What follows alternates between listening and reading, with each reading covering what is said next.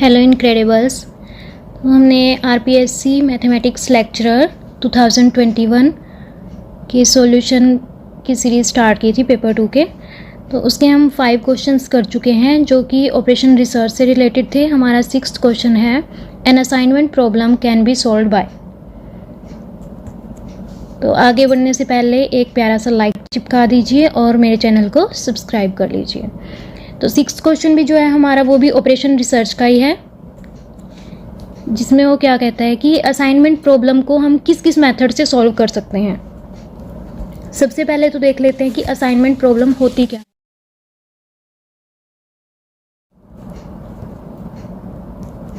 Assignment problem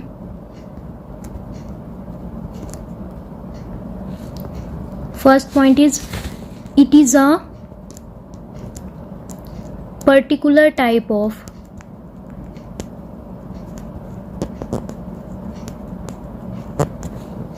LPP in which object is to find the optimum allocation of a number of tasks to an equal number of persons। तो assignment problem में ध्यान रखना है कि हमारे जो persons होंगे उनके वर्क करने की कैपेसिटी अलग अलग होगी। ठीक है, तो जो पर्सन किसी भी वर्क को कम टाइम में कर रहा है तो हम उसी को एलोकेट करेंगे अपने वर्क को, तो उसी को ही क्या कहते हैं हम, ऑप्टिमम एलोकेशन। ठीक है, जैसे कि फर्स्ट पर्सन है, फर्स्ट पर्सन एक वर्क को करता है 1 आवर में, एंड उसी काम को सेकंड पर्सन क्या करता है, सेम वर्क 2 आवर में। तो हम किसको एलोकेट करेंगे वो काम, फर्स्ट पर्सन को एलोकेट करेंगे। ठीक है, तो इसी को ही क्या कहते हैं, हमारी ऑप्टिमम एलोकेशन। सेकंड पॉइंट है कि जो हमारी असाइनमेंट प्रॉब्लम होती है वो एक ट्रांसपोर्टेशन प्रॉब्लम की भी वेरिएशन है। जो ट्रांसपोर्टेशन प्रॉब्लम होती है एक हमारी ट्रैवलिंग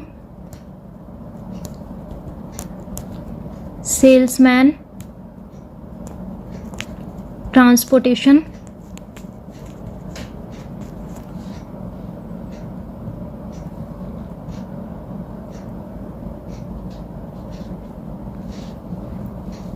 ट्रैवलिंग सेल्समैन ट्रांसपोर्टेशन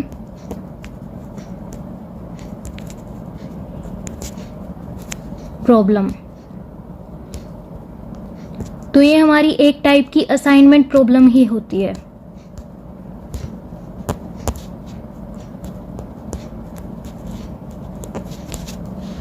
ठीक है, तो इसमें क्या डिफरेंस होता है कि ट्रांसपोर्टेशन प्रॉब्लम और असाइनमेंट प्रॉब्लम में, कि जो हमारी असाइनमेंट प्रॉब्लम होगी वो एक स्क्वायर मैट्रिक्स फॉर्म करेगी कॉस्ट वैल्यूज की।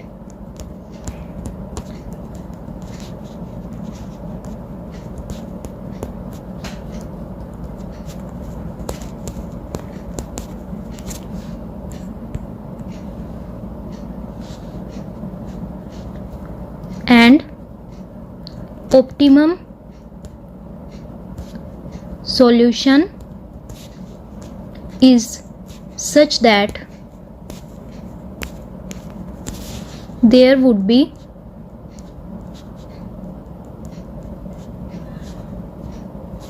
only one assignment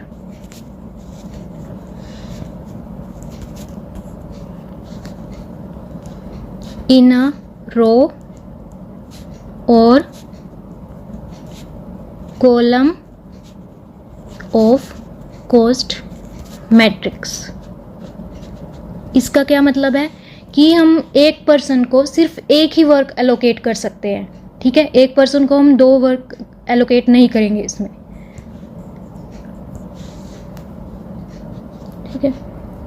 तो हमने लास्ट क्वेश्चंस में भी देखा था कि हमें डायरेक्ट साइंटिस्ट के नाम भी पूछ लिए जाते हैं कि किसने इसको डेवलप किया था। तो हमारी जो असाइनमेंट प्रॉब्लम है, असाइनमेंट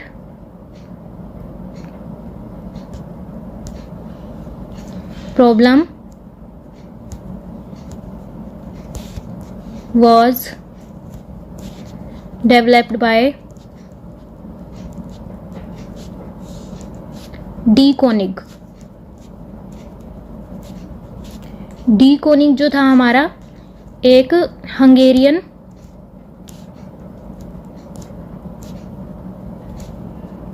हंगेरियन साइंटिस्ट है, जिसने असाइनमेंट प्रॉब्लम को सॉल्व करने के लिए हमें क्या दिया था, हंगेरियन मेथड।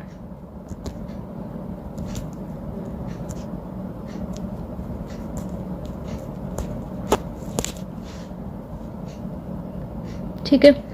तो हमें इन पॉइंट से क्या क्लियर होता है कि it is a particular type of LPP.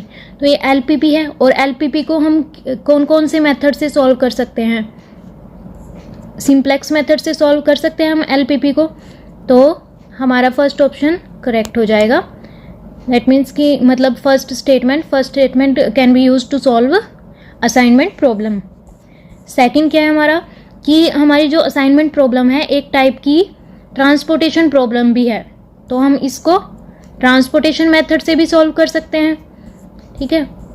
और थर्ड क्या है हमारा कि इसको एक हंगेरियन साइंटिस्ट ने डेवलप किया था, तो उसने हंगेरियन मेथड दिया था हमें असाइनमेंट प्रॉब्लम को सॉल्व करने के लिए, जो कि हम मोस्टली यही यूज़ करते हैं, ठीक है। इसको हम एक दूसरा नाम क्या है इसका, फ्लड्स टेक्निक।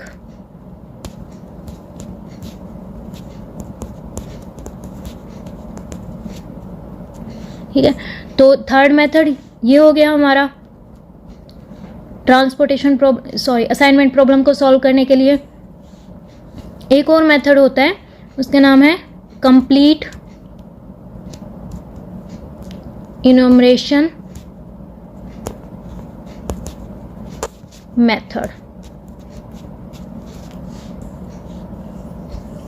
ठीक है। तो हमारे क्या है,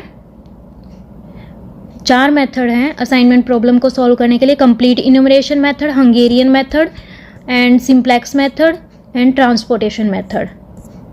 तो इस केस में क्या हो जाएगा, हमारा ऑप्शन थर्ड इज करेक्ट, क्योंकि इसमें बोथ 1 and 2 आर राइट। तो अगर आप ट्रांसपोर्टेशन ये असाइनमेंट प्रॉब्लम के हर एक मेथड की डिटेल में वीडियो चाहते हैं तो प्लीज़ मुझे कमेंट बॉक्स में इन्फॉर्म कर दीजिएगा।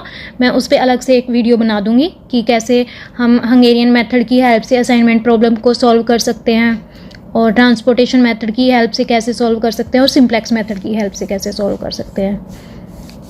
इसी में ही हमारा जो नेक्स्ट क्वेश्चन है वो भी एक असाइनमेंट प्रॉब्लम से ही रिलेटेड है। तो इसमें पूछा गया है कि total number of different possible ways of assignment of n jobs to n workers when only 1 worker can do only 1 job. तो क्या होता है, ये लिख लीजिए, worker job choice. Assignment problem में क्या होता है कि हम एक पर्सन को एक ही जॉब अलॉट करेंगे, ठीक है। तो लेकिन हमारे पास क्या दिया हुआ है कि n जॉब्स हैं इसमें, और n ही हमारे क्या हैं, वर्कर्स हैं। तो n वर्कर हो गए ये, ठीक है। तो फर्स्ट पर्सन के लिए क्या चॉइस होएगी, जॉब के लिए चूज करने के लिए n चॉइसेस है उसके पास, क्योंकि n जॉब है हमारे पास, तो वो n जॉब में से कोई भी एक चूज कर सकता है। अब एक तो फर्स्ट ने चूज कर ली, ठीक है। उसके बाद हमारे पास कितनी बची, n-1 फॉर सेकंड वर्कर। तो सेकंड वर्कर क्या कर सकता है, n-1 जो हमारी जॉब्स बची हैं उनमें से कोई भी एक चूज कर लेगा। उसके बाद हमारी बचेगी n-2 फॉर थर्ड वर्कर, ऐसे ही n तक जाते जाते हमारे पास एक सिंगल जॉब चॉइस बचेगी, ठीक है। तो हमारे पास टोटल कितनी वेज हो गई जॉब चूज करने के लिए, n into n minus 1 and so on 1, जो कि किसके इक्वल होता है n फैक्टोरियल। तो n फैक्टोरियल का साइन ये भी होता है, ऐसे भी n फैक्टोरियल को लिख सकते हैं। तो ऑप्शन 4 इज करेक्ट। 7 क्वेश्चन हम कर चुके हैं जो ऑपरेशन रिसर्च से रिलेटेड थे। हमारा 8 क्वेश्चन भी ऑपरेशन रिसर्च का ही है, जिसमें क्या है, let P denote the linear programming formulation of a transportation problem with m sources and n destination then the dual linear program has. तो इसमें हमें क्या क्या नज़र आ रहा है, जो मेन पॉइंट्स है, transportation problem and dual linear program, जो क्वेश्चन में ध्यान देने वाली चीज़ है। तो ट्रांसपोर्टेशन प्रॉब्लम क्या होती है हमारी, ट्रांसपोर्टेशन प्रॉब्लम को लिखते हैं हम minimize z is equals to summation i from 1 to n j from 1 to n cij xij, जिसमें हमारे xij क्या है, वेरिएबल्स, और cij क्या है, हमारी कॉस्ट, जिसको हमें मिनिमाइज करना होता है। तो हमारी जो ट्रांसपोर्टेशन प्रॉब्लम होएगी ऑलवेज इसमें हमें मिनिमाइज करना होएगा, क्योंकि हमें कॉस्ट को, ट्रांसपोर्टेशन की कॉस्ट को मिनिमाइज ही करेंगे तभी हमें फ़ायदा होएगा, ठीक है। It is subjected to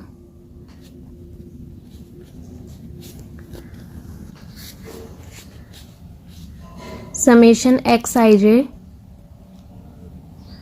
j from 1 to n is equals to ai I from 1 to m and I from 1 to m xij is equals to bi and j from bj where j from 1 to n and summation ai is equals to summation bj, यानी कि total production, जब हमारी total production, तो हमारी जो total production होगी, total production is equals to total demand.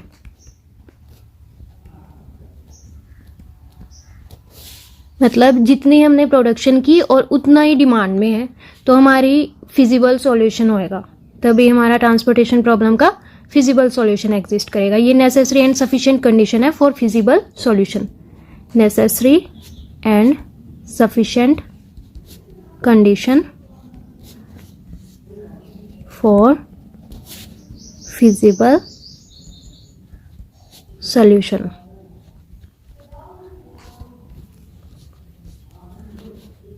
j is from 1 to n and I is from 1 to m। तो हमारे क्वेश्चन में क्या पूछा गया है, हमारे क्वेश्चन में आप ऑप्शंस चेक कर लीजिए। इसमें पूछा गया है ड्यूल, जो लीनियर प्रोग्राम होगा हमारा, उसमें वेरिएबल कितने होंगे और कंस्ट्रेंट कितने होंगे, ठीक है। तो हमें सिर्फ यही चेक करना है कि वेरिएबल और कंस्ट्रेंट कितने होंगे।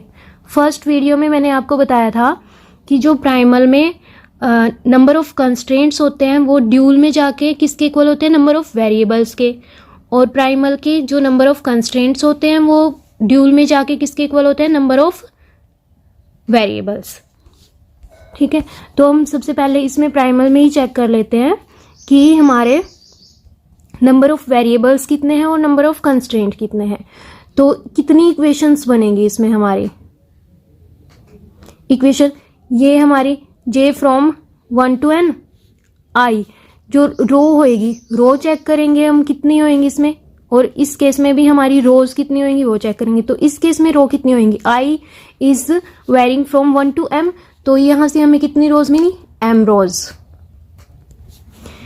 और यहाँ से इस इक्वेशन जो ये है, इससे हमें i कहाँ से कहाँ तक वेरी कर रहा है, 1 to m,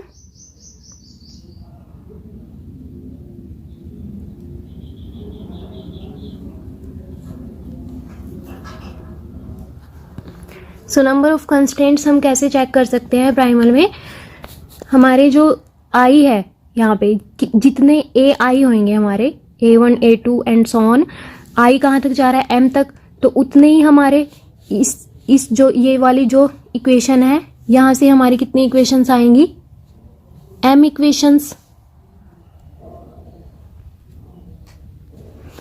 एंड जो सेकंड पार्ट है यहाँ पे क्या है J is varying from 1 to N, तो यहाँ से हमें कितनी इक्वेशन मिलेंगी, N equations.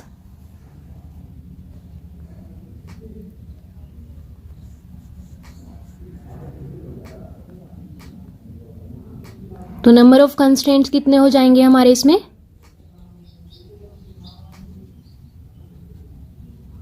Number of constraints will be M plus N। And variables कितने होंगे, X I J है, तो नंबर ऑफ वेरिएबल्स कैसे निकाल सकते हैं हम, I कहाँ से कहाँ तक वेरी कर रहा है और J कहाँ से कहाँ तक वेरी कर रहा है, जो लास्ट वैल्यूज होएगी उनकी प्रोडक्ट क्या होएगी हमारी नंबर ऑफ वेरिएबल्स। तो नंबर ऑफ वेरिएबल्स कितने होंगे हमारे इसमें,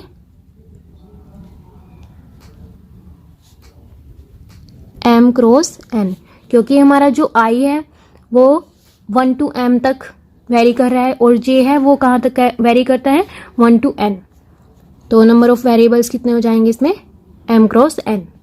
तो ड्यूल में क्या कंडीशन रहेगी, नंबर ऑफ कंस्ट्रेंट कितने होंगे ड्यूल में, M cross N and number of variables will be M plus N। तो कौन सा ऑप्शन है ये ऐसा जिसमें number of variables is M plus N and number of constraint is M cross N। तो ड्यूल में हमारे कितना हो जाएगा, ऑप्शन 4 इज करेक्ट।